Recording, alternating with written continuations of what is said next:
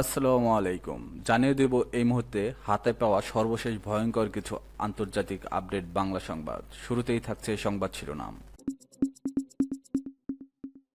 শুরুতেই জানিয়ে দেব ইরানের 40 জায়গায় ইসরায়েলের 70টি বিমান হামলা। এরপর রয়েছে ইসরায়েলকে সাহায্যকারী 3 দেশকে ইরানের হুমকি। এখন শুনছিলেন সংবাদ শিরোনাম, এবার বিস্তারিত। প্রিয় দর্শক, আপনি যদি এই চ্যানেলে নতুন হয়ে থাকেন, ভিডিওটি দেখতে দেখতে চ্যানেলটি সাবস্ক্রাইব করে আমাদের সাথেই থাকুন। ইরানের 40 জায়গায় ইসরায়েলের 70টি বিমান হামলা। ইসরায়েলের সামরিক মুখপাত্র ব্রিগেডিয়ার জেনারেল এফি ডেভরিন জানিয়েছে, ইরানের 40টির বেশি সামরিক স্থাপনায় 70টি বিমান হামলা চালানো হয়েছে। এসব স্থাপনার মধ্যে আকাশ প্রতিরক্ষা ব্যবস্থা এবং কমান্ডো অবকাঠামো রয়েছে। খবর আল জাজিরার। শনিবার সাংবাদিকদের তিনি বলেন, আমাদের প্রাথমিক হামলার কারণে ডজনখানেক বিমান তেহরানের আকাশে অবাধে চলাচল করেছে। আমরা পশ্চিম ইরান থেকে তেহরান পর্যন্ত আকাশসীমায় মুক্তভাবে অভিযান চালাতে পারছি। তিনি আরও জানান, হামলার সময় তেহরানের আকাশে প্রায় 2.5 ঘন্টা ধরে যুদ্ধবিমান ও ড্রোন টহল দেয়। ডেভরিন বলেন, আমরা এমন এক অবস্থান তৈরি করেছি যেখানে তেহরান পর্যন্ত আকাশে আমাদের সম্পূর্ণ নিয়ন্ত্রণে রয়েছে। তেহরান এখন আর নিরাপদ নয়। এই বিবৃতির মাধ্যমে ইসরায়েল স্পষ্ট করেছে যে তাদের লক্ষ্য কেবল সীমান্তবর্তী অঞ্চল নয়, বরং ইরানের রাজধানী পর্যন্ত বিস্তৃত সামরিক অভিযানের আওতাভুক্ত।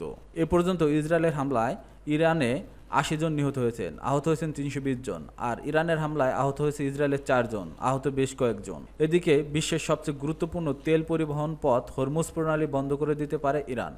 বিষয়টি নিয়ে তারা গভীর পর্যালোচনা করছে, এমনটাই জানিয়েছে দেশটির রাষ্ট্রীয় গণমাধ্যম। পার্লামেন্টের নিরাপত্তা কমিশনের সদস্য ইসমাইল কুরিশির বরাত দিয়ে এ তথ্য প্রকাশ করা হয়েছে। ওমান ও ইরানের মধ্যবর্তী এই গুরুত্বপূর্ণ সামুদ্রিক পথ দিয়ে বিশ্বের পরিবেশিত তেলের একটি বড় অংশ স্থানান্তরিত হয়।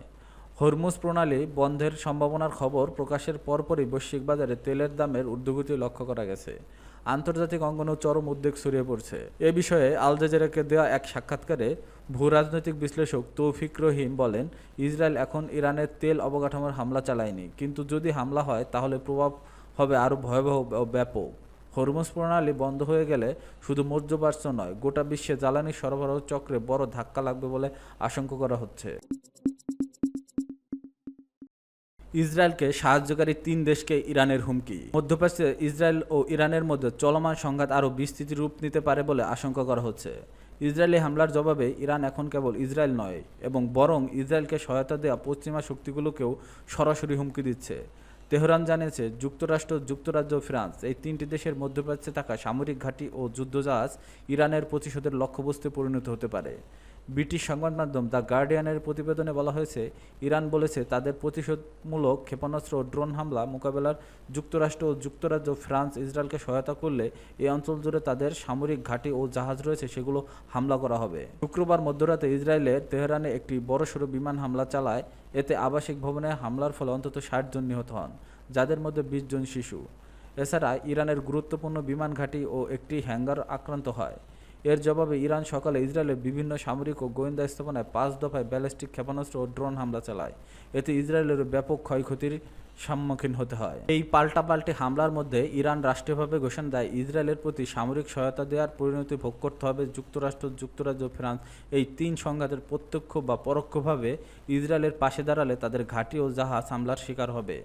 মার্কিন কর্মকর্তারা ইরানের ছোড়া কিছু ড্রোন ক্ষেপণাস্ত্র প্রতিহত করার বিষয়টি স্বীকারও করেছেন। ফ্রান্সের প্রেসিডেন্ট মাখো প্রকাশ্যে জানিয়েছে তারা ইসরায়েলকে সাহায্য করবে, তবে যুক্তরাজ্য সামরিক সহায়তা না দেওয়ার কথা বলেছে।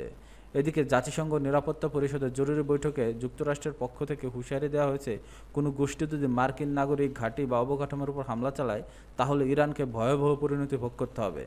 তবে ইরান বলছে, তাদের আকাশসীমা লঙ্ঘন এবং নিরীহ বেসামরিক মানুষকে হত্যার দায়ে ইসরায়েল এবং তাদের মিত্রদের উচিত মূল্য দিতে হবে। ইরানের সর্বোচ্চ নেতা আয়াতুল্লাহ আল খামেনি আগেই বলেছে, শহীদের রক্ত বৃথা যাবে না। অন্যদিকে ইসরায়েলের প্রতিরক্ষামন্ত্রী ইসরায়েলের কাটোস বলেছে, যদি ইরান বেসামরিক নাগরিকদের উপর হামলায় অব্যাহত রাখে তবে তেহরানকে ধ্বংস করতে দেওয়া হবে। এই পরিস্থিতি বিশ্লেষকের বলছে, মধ্যপ্রাচ্যে এখন এমন এক উত্তপ্ত পর্যায়ে পৌঁছেছে যেখানে কোনো ভুল পদক্ষেপে এই অঞ্চল জুড়ে পূর্ণমাত্রার যুদ্ধের সূচনা ঘটতে পারে। এছাড়া এতে জড়িয়ে পড়তে পারে পশ্চিমা সামরিক শক্তিগুলো, যা পরিণত হবে ভয়াবহ।